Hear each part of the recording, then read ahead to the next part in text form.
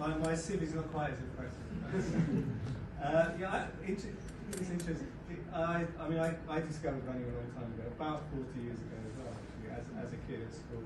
We were sent out on a cross-country run, similar story. I didn't know anything about it, but I ended up winning the race. And I was quite a serious runner as a child. I went to a running club, ran nationals, championships and things like that. But then I got to about 17, 18, went off to university, got a bit distracted by other things, and running kind of took a back seat. I still kept it up. I kept it up my whole life. I probably went once or twice a week. I still always had a pair of running shoes somewhere in the house. And then when I was probably about 35, 36, I suddenly kind of remembered I had this kind of passion for running and got a bit lost in everything else, and started training again.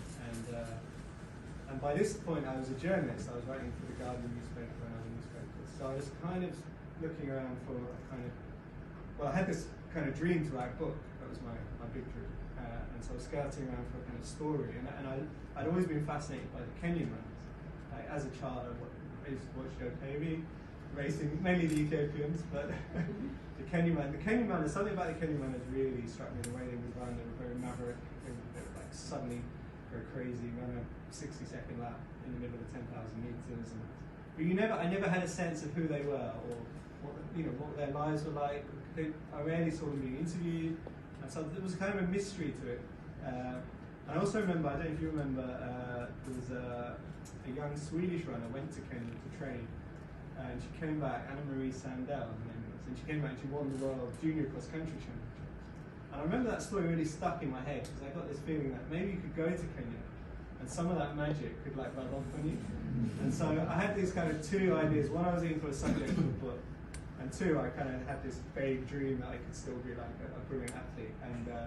And so they all came together with this kind of crackpot idea that even as a 35-year-old, slightly has been amateur runner, I could go and run with Kenyan runners. And so I did it. Packed up, me and my family, packed the house up, and we went to a small town in Kenya called Iten, which is where there's probably about 2,000 athletes living in a small town of about 40,000 people. And it's just an incredible place, and they were incredibly welcoming. We turned up and they took me out training and had a great time. I wrote a book about it. I came back, I was a much better runner, not still only a very amateur runner, but and then that book did really well, and the publishers were very happy. They were like, "Can you do another book?" So I was like, right, well, and they said, actually, can you write a book about the Ethiopian runners?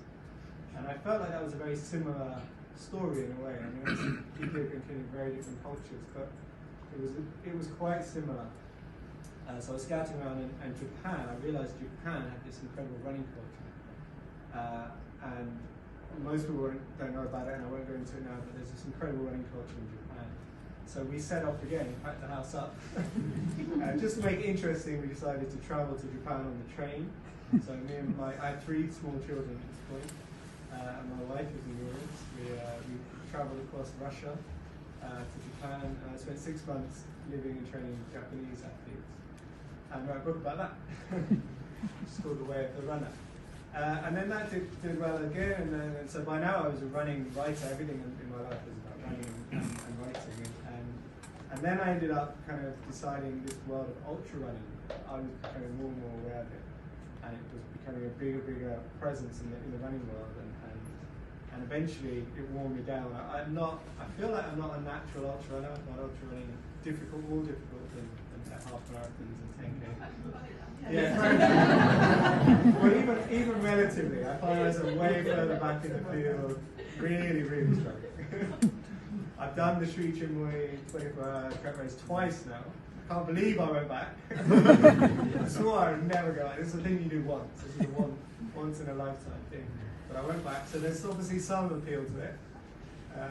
I have done 12 ultra marathons, and of course I wrote a book about that called Rise of the Ultra Runners. And so yeah, that's where I'm at the moment. Fantastic. Thank you, Adharanand.